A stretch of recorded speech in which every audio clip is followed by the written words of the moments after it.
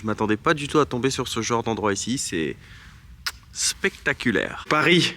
À Paris. Yes, Paris, France. Je crois qu'on va se mettre bien. Le petit resto du peuple avec la mama coréenne. Un bon bol de nouilles. Le bol est méga costaud, hein. Alors là, c'est incroyable ce qui est en train de se passer. J'ai volé un vélo en Corée du Sud. Pour toutes celles et ceux qui me demandent les explorations de nuit, c'est cadeau.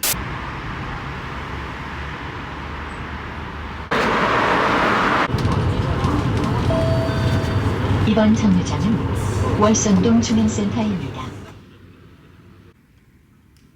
Annyeonghaseyo les amis, j'espère que vous allez bien. Nouvelle journée, nouvelle aventure, nouveau vlog, toujours en direct de Corée du Sud, plus exactement dans la ville de Gyeongju. Mais très rapidement, permettez-moi de me présenter pour celles et ceux qui ne me connaissent pas. Je m'appelle Ben et nous sommes en direct de Corée du Sud tous les jours sur ma chaîne YouTube. Donc si jamais vous tombez un petit peu sur cette chaîne par hasard et que le contenu vous plaît, n'hésitez vraiment pas pour m'encourager à vous abonner, à liker, à commenter, à partager. Merci, merci, merci, merci, merci, merci, merci. Hamsamnida pour la force et le soutien, comme on dit ici en coréen. Et pour suivre mes aventures en live comme si vous y étiez toujours bien avant mes vidéos YouTube, ça se passe sur mon compte Instagram Ben&Co. Je vous conseille vraiment de me rajouter parce que je poste plein de contenu qui vient compléter et enrichir le contenu YouTube. Je vous fais le topo très rapide. Ce matin, le réveil il a fait mal. Mais j'ai quand même tenu à me réveiller pour aller tester le petit déjeuner de mon hôtel. À ma grande surprise, c'était vraiment très simple, hein. Quelques tranches de pain, des œufs qu'il fallait cuire soi-même et voilà, un petit peu de confiture, un petit peu de beurre. En toute simplicité, j'ai envie de dire, mais bon, on peut pas avoir le beurre et l'argent du beurre pour 25 €. En plus, avoir un petit déjeuner, mais je sais que pour le coup, demain je me réveillerai pas. En fait, je m'attendais vraiment à ce qu'il y ait un petit peu plus de choix, un petit peu plus de choses, mais non. Voilà, j'étais curieux de voir aussi le petit déjeuner coréen. Je me disais,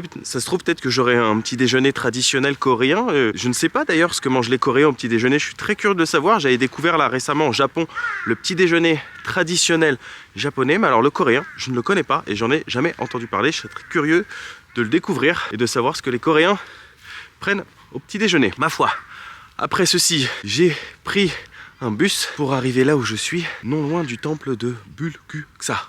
Alors, il y en a à peu près pour 1 heure du centre de Gyeongju et c'est pas compliqué puisque les bus sont situés juste à côté de mon hébergement, hein. J'ai un terminal de bus juste à côté de l'hébergement. Ça m'a coûté 1700 won et j'ai mis environ 1 heure pour venir ici. Et d'ailleurs, heureusement qu'un gentil monsieur m'a réveillé parce que je suis tombé de sommeil dans le bus tellement je suis fatigué là. J'enchaîne en ce moment avec les montages tardifs, etc. Les réveils matinaux. Donc là, aujourd'hui, ça a été vraiment très très compliqué, mais je suis content. Je me suis motivé, on est là, on y est et ça fait trop plaisir. Donc là, le bus m'a déposé juste derrière. Là, j'ai monté 3 marches. Bon, j'abuse un peu, 3 marches. Je suis marseillais. J'ai monté voilà quelques marches et je me retrouve dans une sorte de parc. Ça a l'air très joli, très nature. D'ailleurs, c'est très sympa parce que là où le bus m'a déposé, il y a une petite zone commerciale avec plein de restos, de cafés, etc. Et je pense que j'irai sûrement casser la croûte là-bas d'ici quelques instants. Voilà, peut-être après l'exploration du temple. Et écoutez, ce que je vous propose, c'est qu'on perd pas plus de temps, qu'on se dirige gentiment en direction du temple de Bulguksa. Alors l'exploration commence d'une manière très agréable, hein. On est au milieu de la nature là, avec le chant des corbeaux pour nous accompagner. Il y a du soleil, ça fait plaisir. Alors il fait froid, mais il y a du soleil. On peut pas tout avoir, hein. Eh oh, vous arrêtez de vous battre, vous. Je vous ai vu, hein.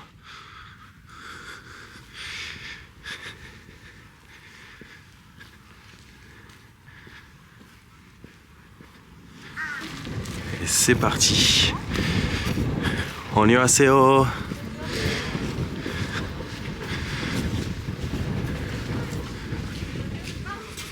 Il fait tellement froid que l'eau est complètement gelée là, c'est une patinoire.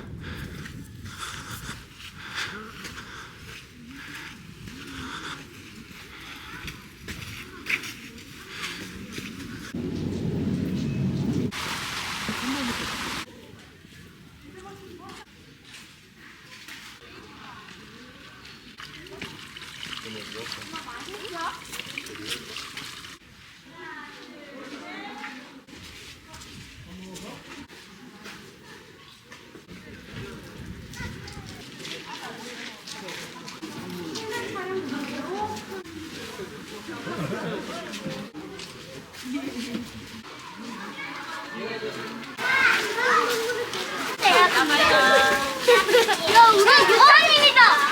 안녕하세요.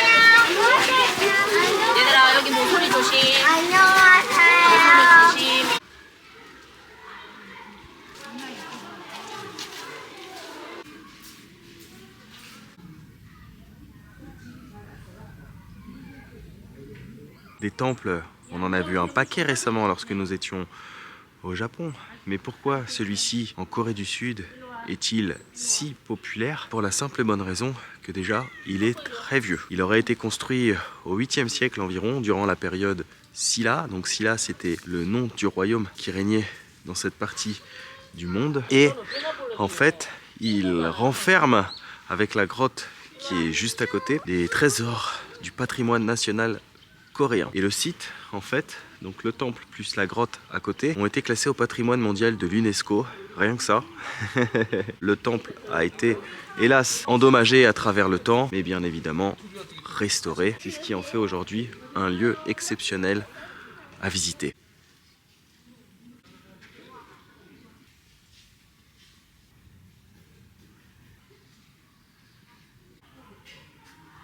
Le site est fantastique, hein. Oh, je prends plaisir là à vadrouiller comme ça. En plus voilà, on est en plein milieu de la nature, c'est trop beau. C'est coloré. Oh, le temple est splendide là.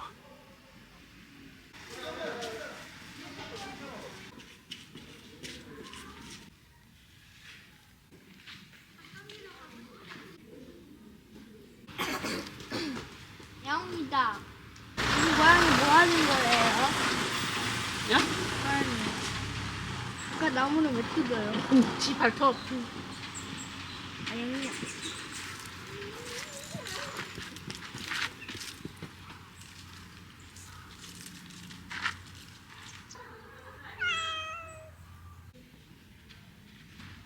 Alors comme je dis toujours, hein, je n'ai pas la prétention d'être guide ou historien et je vous invite vraiment à compléter mes maigres informations par du contenu beaucoup plus riche, hein, que ce soit en venant ici avec la présence d'un guide, pourquoi pas, ou bien en faisant des petites recherches sur internet, en allant dans des bibliothèques, en fouinant un petit peu dans des livres.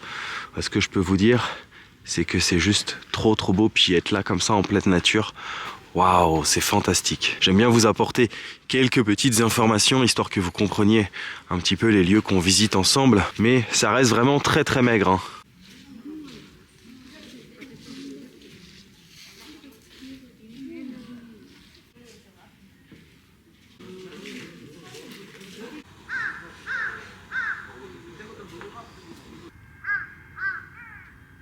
Et voilà, au sortir du temple, hein, à quoi, même pas 5 minutes de marche, on a une très belle zone commerçante, comme je vous disais en début de vidéo, avec plein de restos, des cafés, etc. Et là, je vous avoue que j'aimerais bien me trouver un endroit pour déjeuner, et si possible, de la nourriture traditionnelle coréenne, hein, parce qu'on est en Corée, hein. Le but c'est de pouvoir découvrir et déguster des plats coréens. Il y a de quoi faire, hein, là, j'ai l'impression.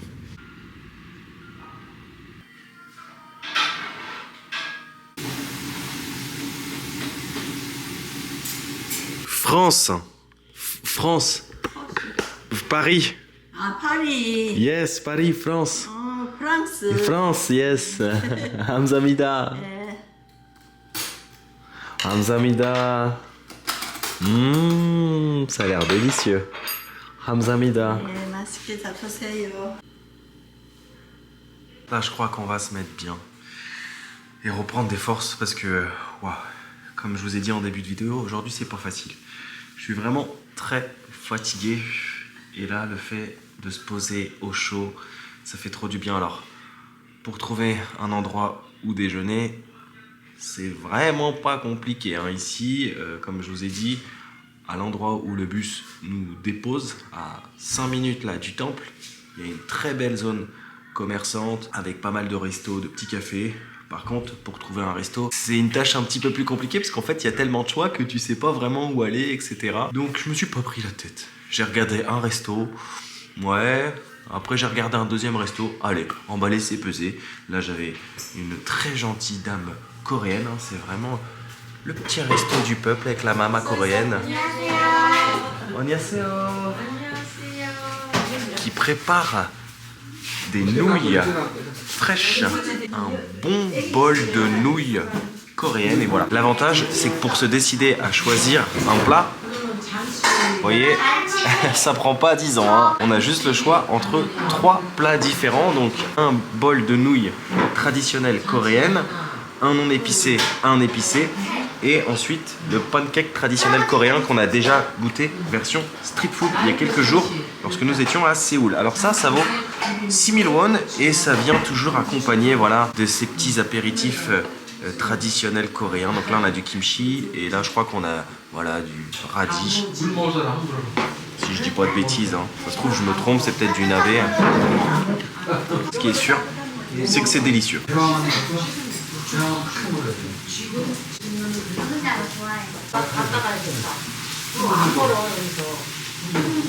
Simple, efficace. Par contre, je viens de m'apercevoir que le bol est méga costaud. Hein. Elle est paradine sur la dose de nouilles. Hein. On a comme des petits bouts d'omelette là par-dessus. Et puis voilà, quelques petites feuilles d'algues découpées et déposées délicatement. Et puis j'ai l'impression qu'on a un petit peu, je sais pas, comme du kimchi, je sais pas trop. Je dirais de l'oignon, des bouts d'oignon avec du piment. Voilà, ce qui est sûr, c'est que par ce temps, ça réchauffe. Hein. Alors, est-ce que en Corée, c'est comme au Japon, c'est-à-dire avec les fameux bols de udon, là, les grosses nouilles, on les avale aussi comme ça, là? Je ne sais pas. Je sais que je ne le tenterai pas, parce qu'à chaque fois que je le tente, c'est un échec.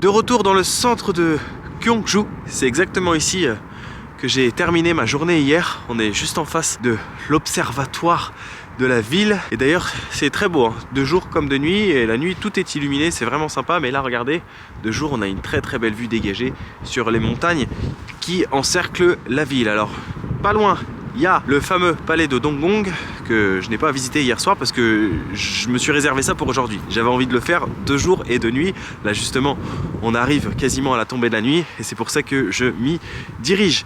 Alors, je vous expliquais qu'hier, la ville, on la surnommait le musée sans mur en raison de son riche patrimoine culturel et historique. Et si vous prêtez attention, en fait, quand vous vous baladez comme ça, parfois vous voyez des gros tas de terre. Et donc en fait, si vous vous posez la question de savoir qu'est-ce que c'est, parce que je me la suis moi-même posée, ce sont des tumulus. Ça recouvre des tombes royales, voilà. En dessous de ces gros tas de terre, il y a des tombes royales où ont été enterrés justement des rois, des reines, des princes, etc.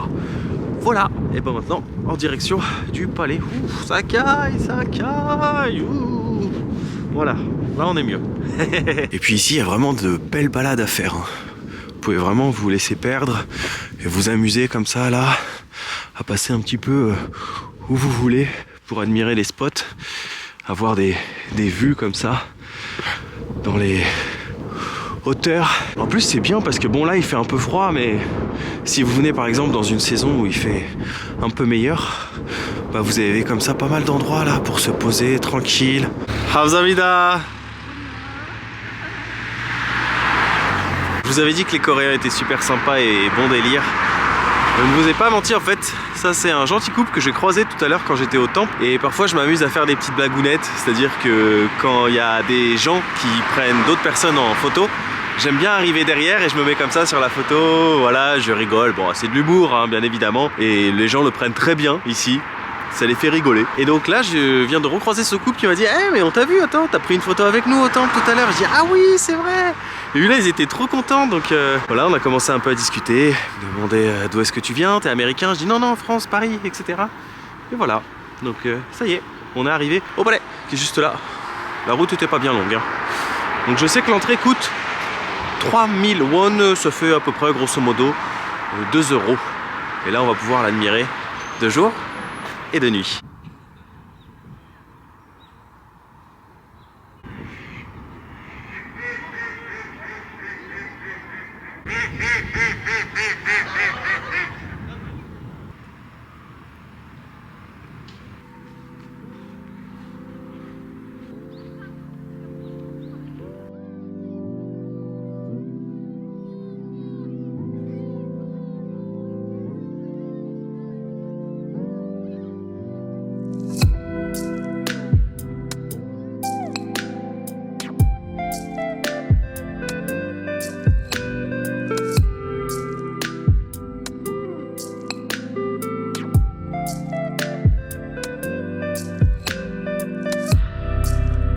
Alors là, c'est incroyable ce qui est en train de se passer. Bon, en fait, je viens de sortir du palais à l'instant. Et je vous avoue que j'avais un peu la flemme de marcher.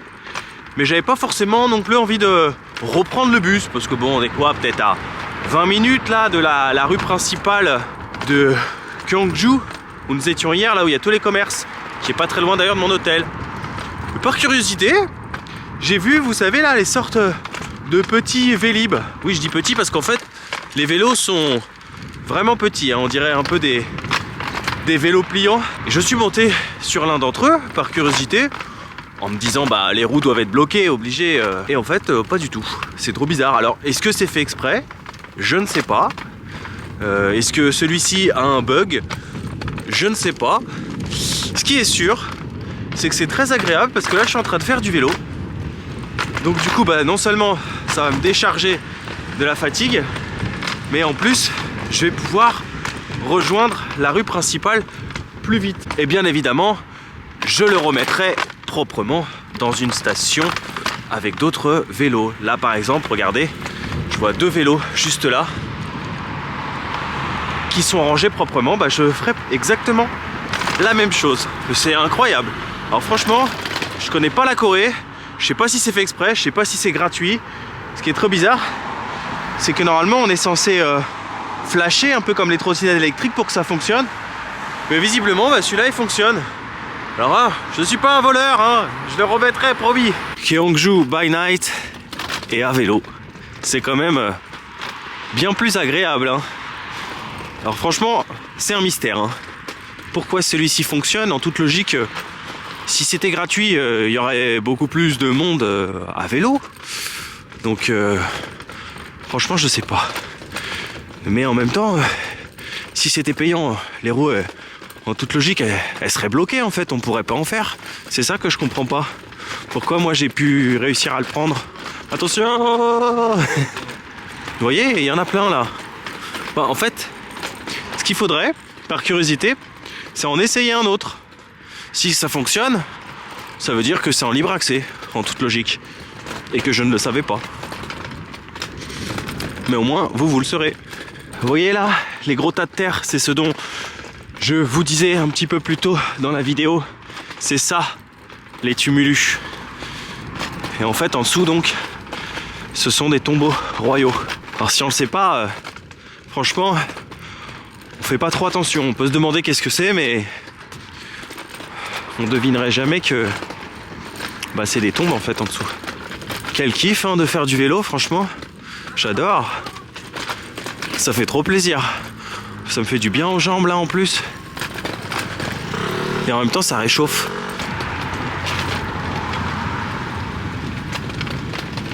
Annyeonghaseyo. On va pas se mentir, c'est vraiment cool d'avoir un vélo, hein.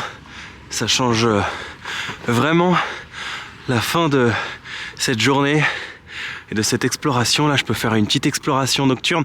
D'ailleurs, je sais que vous êtes nombreux souvent à me dire Ben, ce serait cool si tu nous faisais des explorations de nuit. Et comme j'explique à chaque fois, c'est compliqué parce que bah, quand je rentre en général dans les différents hôtels, bah, je m'occupe de faire les montages vidéo le soir.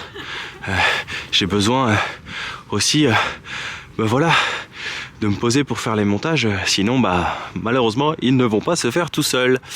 Et puis aussi bah, faut que je me repose hein, parce que les journées sont longues hein, quand on les commence tôt et qu'on les finit tard. Bon là j'ai commencé la journée un peu tard, il était presque 11h quand je suis parti, je suis arrivé à midi au temple, voilà. Mais c'est vrai que en hiver ce qui est cool bah, c'est qu'on peut explorer de nuit vu que bah, en fait il fait nuit tôt. Allez tiens, je vais aller par là. Pour toutes celles et ceux qui me demandent les explorations de nuit, c'est cadeau. En plus là c'est à vélo. Quel kiff. Je vous jure là je suis comme un gosse qui vient d'avoir un jouet quoi. Je m'attendais pas du tout à ce que ça fonctionne. En plus l'avantage c'est que j'ai pas de cadenas ou quoi que ce soit quoi, puisque c'est en libre service. Du coup je peux m'arrêter où je veux, acheter un petit truc, voilà. Le reprendre, puis bon de toute façon en Corée il n'y a pas de vol hein. Concrètement c'est un peu comme le Japon, Ah mais en fait c'est la rue où j'ai acheté à manger hier. Mais de nuit, bah en fait y a plus personne quoi. Je reconnais quasiment plus. Le jour c'est blindé, la nuit y a personne. C'est la fameuse rue de nuit. On a déjeuné justement hier midi, on a mangé le concept de frites un peu spéciales qui ne sont pas des frites d'ailleurs. Voilà. Je vous ai dit, la Corée c'est vraiment sympa de nuit avec toutes ces illuminations. Dring dring. 감사합니다.